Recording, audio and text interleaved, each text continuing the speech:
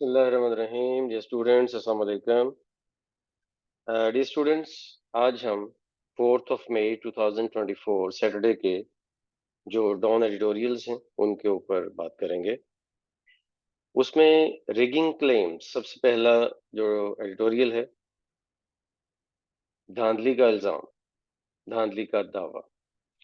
असल में ये 8 फरवरी का जो इलेक्शन हुआ उस हवाले से बात की जा रही है कि पीटीआई ने एक व्हाइट पेपर जारी किया है। स्टूडेंट्स, व्हाइट पेपर अगर आपको पहले से नहीं पता तो ये ज़हन में रखें कि व्हाइट पेपर एक ऐसा डॉक्यूमेंट होता है जो कि कोई भी पब्लिक बॉडी अवाम को बताने के लिए, कोई भी इंफॉर्मेशन देने के लिए, अवाम को, प्रेस को, जनरल पब्लिक को बताने के लिए और अपना एक ऑफिशियल स्टांस देने के लिए एक डॉक्यूमेंट पब्लिश किया जाता है, उसको कहते हैं व्हाइट पेपर।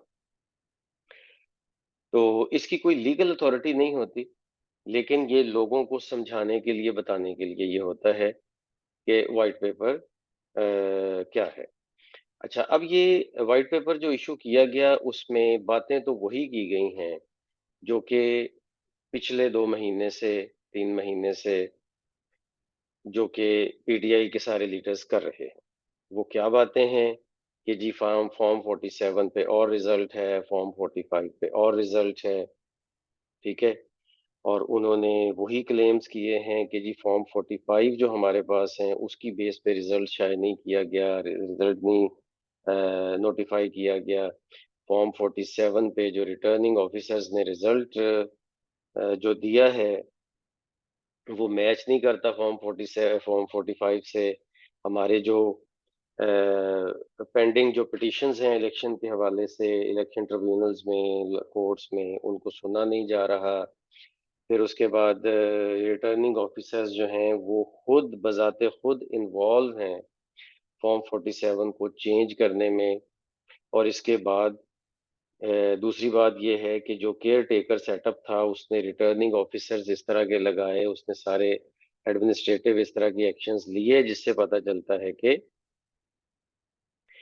ये सारे जो ये सारा जो अ, खेल रचाया गया है वो इसी तरह से धांधली करने के लिए ही रचाया गया था।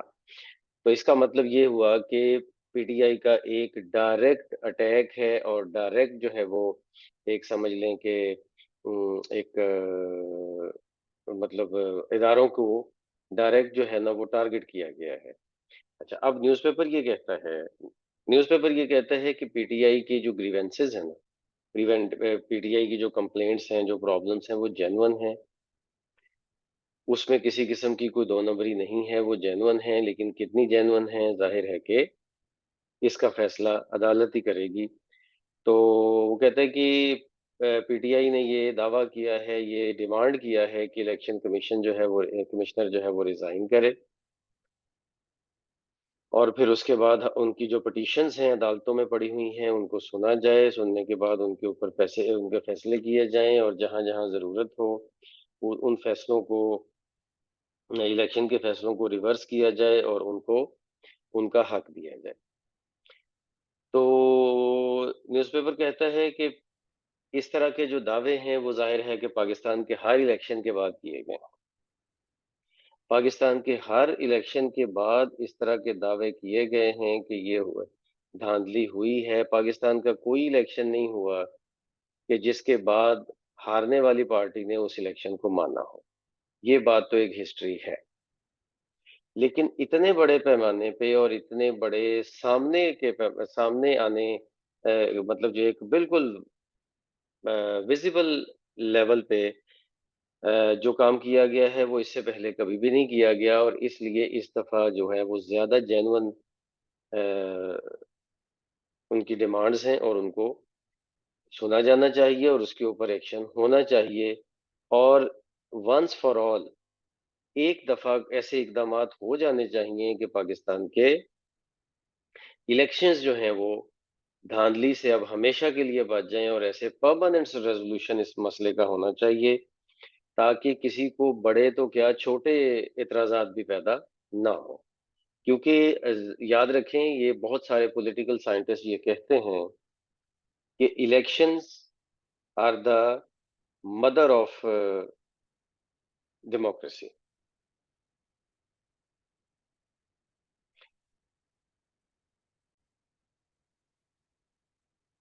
तो इसलिए इलेक्शन के ये जो प्रोसेस है उसको एक दफा ही ऐसे इकदामात करने चाहिए कि वो पूरी तरह से फ्री एंड फेयर हो जाए और फ्यूचर में कोई इलेक्शन ना रिग हो सके, ना उसके ऊपर इल्जामात लग सकें। तो स्टूडेंट्स, इसके अलावा जो अब वर्ड्स में हाईलाइट करूंगा आपके लिए, वो होंगे ये वाले: रिगिंग,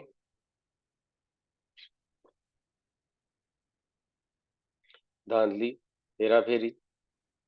अलेज का मतलब होता है इल्जाम लगाना, ये भी आप जरूर इसको फोकस करें। कंसोलिडेट, कंसोलिडेट का मतलब होता है कि चीजों को इकट्ठा करके एक फाइनल फॉर्म में लेके आना, वो कंसोलिडेट है।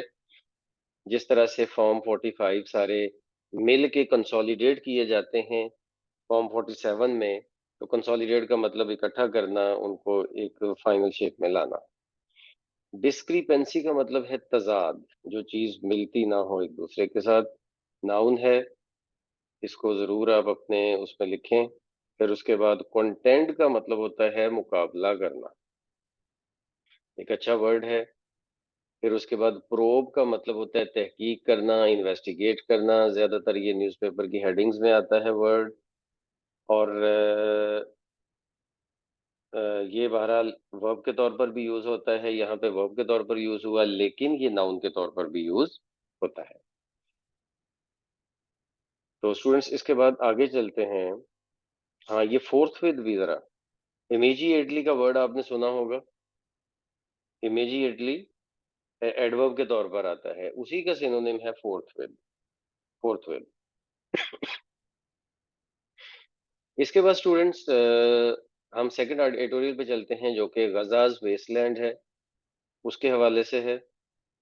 और ये बताया गया है, जाहिर है गजा के हवाले से खबरें तो चल ही रही हैं। 7 अक्टूबर जब से इसराइल ने अटैक किया, और उसके बाद फिर 34,000 से क्रॉस कर चुका है। ये तो ऑफिशियल फिगर्स हैं, लेकिन असल फिगर्स इससे भी बहुत ज्यादा हैं कि कितने लोग मारे जा चुके हैं गजा में, पैलेस्टाइन में।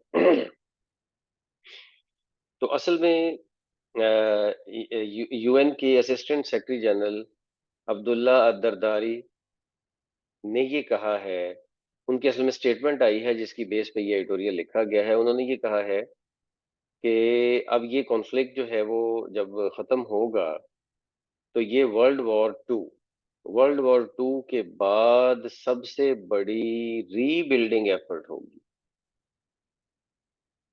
वर्ल्ड वॉर 2 की जो एफर्ट की गई थी, उसके बाद रीबिल्डिंग की जो एफर्ट है, ये अब सबसे बड़ी होगी। और कहा जा रहा है कि अभी तक seven seven 37 million tons of debris, जो मलबा है वो 37 टन जो है वो ढेर बन चुका है। और इसके ऊपर जो रिकंस्ट्रक्शन की एफर्ट होगी, उसके ऊपर तकरीबन $40 बिलियन, बल्कि उससे भी ज्यादा का खर्चा आएगा। और ये जो रशियन यूक्रेन वॉर चल रही थी, और अब भी किसी हद तक वो इन प्रोग्रेस ही है, उससे बहुत ज्यादा ये मलबे का ढेर बन चुका है गजा का इलाका। तो इसके ऊपर जो रीबिल्डिंग एफर्ट है, उसके ऊपर असल में बात हो रही है, जो कि बयान आया है असिस्टेंट सेक्रेटरी जनरल जो यूनाइटेड नेशंस के हैं, वो एक मुस्लिम है, उनकी तरफ से। अच्छा, अब फिर हमारा न्यूज़पेपर कहता है कि इतना सारा मलबे का ढेर बनाने के बाद भी इसराइल को कामयाबी नहीं हुई, क्योंकि हमास अभी तक अनडिफीटेड है। उन्होंने अभी तक अपनी शिकस्त तस्लीम नहीं की। जितना भी कैजुअलिटीज हुई हैं, जितना भी अमवात हुई हैं, जितना भी ये सारा खून खराबा हुआ है, इस ये सब का असर तो आम लोगों पे पड़ा है, आम लोगों की जिंदगियों पे पड़ा है। हमास तो अभी तक भी अनडिफीटेड है। ठीक है। और फिर ये है कि जो अ, एक तो वो कहता है कि एक तो ये तरीका ये है कि इसराइल के साथ जो सारे कंट्रीज हैं, वो ताल्लुकात खत्म करें। इसराइल जो है वो उसके ऊपर प्रेशर पड़े। लेकिन अगर ये नहीं किया जाता तो कम से कम इज़राइल को आर्म्स तो बेचने बंद किए जाएँ ना, इज़राइल की असले की सप्लाई तो खत्म की जाए। जो इंटरनेशनल ताकतें इज़राइल को असला दे रही हैं, उसको तो खत्म किया जाए। तो यूएन सिक्योरिटी काउंसिल जो है इस हवाले से, उसमें जो अपना जो जो भी रोल है वो सही तरह प्ले नहीं कर रही, सिर्फ बयानात की हद तक है। तो बहरहाल ये है कि किसी न किसी वे में इज़राइल को पनिश करना चाहिए। मतलब कोलंबिया एक स्टेट है कि जिसने अपने इज़राइल से ताल्लुकात जो है वो ख़त्म किए हैं और उन्होंने इज़राइल के जो झूठ है उसको पनिश करने का मुतालबा किया है। और साथ ही न्यूज़पेपर कहता है कि ये जो रीबिल्डिंग की एफर्ट या ये सारी कोशिशें हैं, ये तो बाद की बातें हैं ना, असल चीज़ तो ये है कि पहले इज़राइल की तरफ से जो ये जो बुचरी जारी है, ये जो खून खराबा जारी है और रफ़ा की के एरिया में भी वो पहुंच गया है, उसको ख़त्म होना चाहिए। असल चीज़ तो बुनियादी तौर पर ये है। इस में जो आपको वर्ड्स जो नोट करने हैं, वो देखिए जी, हॉस्टिलिटी। हॉस्टिलिटी, दुश्मनी, अदावत, ज़ुल्म और सितम, ये हॉस्टिलिटी है। फिर उसके बाद असॉल्ट, हमला और हमला करना दोनों तरह से, यानी कि नाउन और वर्ब दोनों तरह से इसका मीनिंग होता है। ठीक है। रबल का मतलब है मलबा, बाकियात। इसी तरह से डिब्री हमने वर्ड पढ़ा, उसका भी यही मतलब होता है। फिर उसके बाद रेज, रेज का मतलब होता है गिरा देना, मिटा देना। जैसे बिल्डिंग्स को रेज किया जाता है, गिरा दिया जाता है। ठीक है। अच्छा, उसके बाद है एक्सटर्मिनेट। एक्सटर्मिनेट का मतलब होता है खात्मा करना, कत्ल करना, खत्म कर देना।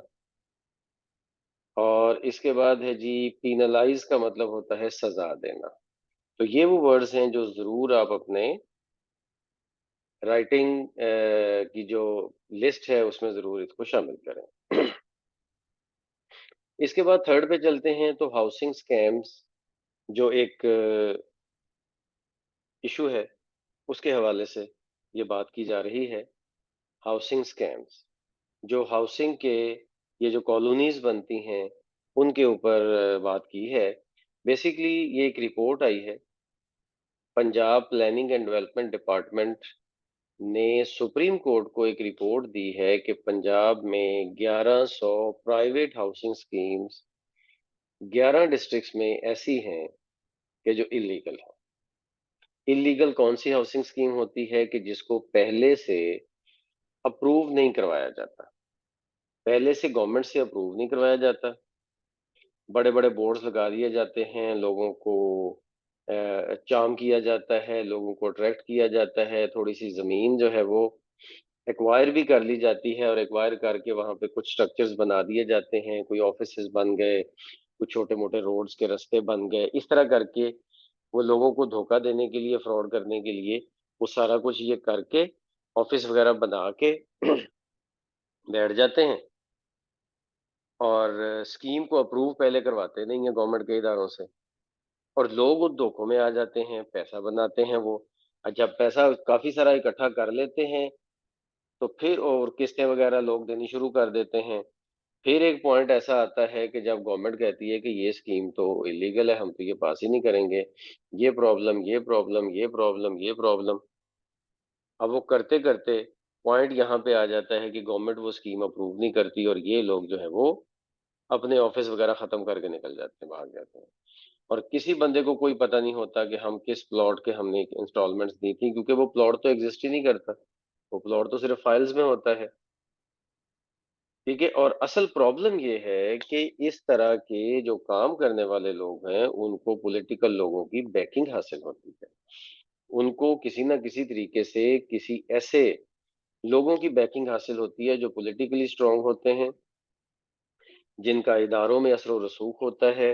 वो एक्स जजेस भी हो सकते हैं, वो एक्स मिलिट्री जनरल्स भी हो सकते हैं, वो पॉलिटिशियंस भी हो सकते हैं।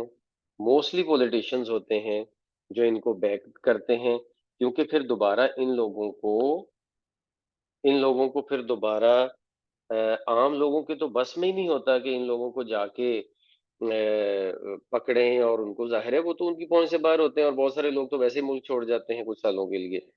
तो वो इतना बड़ा स्कैम करते हैं और बाद में बात जो है वो ठप हो जाती है। और जो असल विक्टिम्स होते हैं बेचारे, वो मिडिल क्लास के, लोअर मिडिल क्लास के वो लोग होते हैं, जो अपने घर बनाने की ख्वाहिश में ये सारा काम करते हैं, और फिर वो बेचारे बगैर किसी घर के, और इवन अपना पैसा वापस भी उनको नहीं मिलता, और वो फ्रॉड हो जाता है उनके साथ। तो अब ये जो सारा मामला है, इसके लिए न्यूज़पेपर कहता है कि ये सारी जो ये जो स्कैम्स होते हैं, इन सब के ऊपर रिपोर्ट्स पब्लिश करने से तो कुछ नहीं होगा, या तो रिपोर्ट्स भी पब्लिश ना की जाए। लेकिन रिपोर्ट पब्लिश करने का क्या फायदा जब आपने इसके ऊपर कोई एक्शन ही नहीं लेना, और लोगों ने इसी तरह से लुटते रहना है। ठीक है? और एक और बात जो उन्होंने कही है वो ये है कि लोगों की जो सेविंग्स हैं, वो तो अपनी जगह पे हैं ही हैं कि जी वो लोग फ्रॉड का शिकार होते हैं, और बेचारों की सेविंग्स लुट जाती हैं, उनकी जो थोड़े-थोड़े से पैसे जोड़े होते हैं वो सारे फ्रॉड की नज़र हो जाते हैं, और उनके हाथ पे एंड पे कुछ भी नहीं आता। लेकिन ज़रा ये भी तो गौर करें कि बहुत सारी एग्रीकल्चर, जो फर्टाइल एग्रीकल्चर लैंड होती है, शहरों के इर्द-गिर्द, वो भी खत्म हो जाती है इसी चक्कर में, और होती चली जा रही है। और फिर जो फलों के बागात होते हैं वो खत्म हो रहे हैं। ठीक है? मतलब होना तो ये चाहिए कि ये स्कीम्स वहां पे बने, पहली तो बात लीगल होनी चाहिए, और दूसरी बात ये कि वहां पे बने जो एग्रीकल्चरल लैंड ना हो, एग्रीकल्चरल लैंड ना हो बल्कि बैरन लैंड हो, ताकि एग्री क्योंकि एक बैरन लैंड को, एक बंजर जमीन को एग्रीकल्चरल लैंड बनाना, पहली बात तो ये है कि बहुत ही मुश्किल है, और अगर वो बनती भी है तो कई सालों की मेहनत होती है। तो इसका मतलब ये हुआ कि एग्रीकल्चरल लैंड को कभी भी इजाजत नहीं होनी चाहिए कि वो इन हाउसिंग स्कीम्स के भेंट चढ़ाया जाए। तो ये इसका मेन आइडिया था, और बाकी ये है कि इसमें जो आप वर्ड आप अपने तो अब यूज करेंगे, वो एस्पायरिंग है, ख्वाहिशमंद। इसको नोट करें स्पेशली। रेक्विजिट या प्री रेक्विजिट, ये दोनों तरह से यूज होता है वर्ड। इसका मतलब होता है कोई जो बहुत जरूरी काम, जो रिक्वायर्ड चीज होती है किसी काम करने से पहले। ठीक है? अब जैसा कि आप अगर सीएसएस का एग्जाम देना है आपने, तो उसके लिए जरूरी है कि आप बैचलर डिग्री आपके पास हो। तो वो बैचलर डिग्री एक रेक्विजिट है, प्री रेक्विजिट है। उसके बाद जी हुड विंग। हुड विंग ये है, वैसे तो ये वर्ब के तौर पर आता है, हुड विंग धोखा देना, लेकिन ये एडजेक्टिव के तौर पर भी सम इन सर्टेन सिचुएशन आ जाता है। फिर उसके बाद पोटेंशियल का वर्ड आप जरूर नोट करें। पोटेंशियल का मतलब है सलाहियत रखने वाला, जिसके अंदर कोई सलाहियत होती है। और फिर एनिहिलेट का मतलब होता है फना करना, खत्म कर देना, नेस्तो नाबूद कर देना। और फ्रॉडुलेंट का मतलब, ये असल में फ्रॉडुलेंट कंप्लीट वर्ड होता है, उसी से फ्रॉड का वर्ड निकला है। फ्रॉड का वर्ड इसको शॉर्ट करके बनता है, लेकिन फ्रॉडुलेंट जो है वो धोखेबाज होता है, और फ्रॉड का वर्ड जो है वो नाउन है। ठीक है? धोखा। राइट? तो इस तरह से आज का हमारा ये लेक्चर कंप्लीट होता है। मिलते हैं अगले लेक्चर में। अल्लाह हाफिज।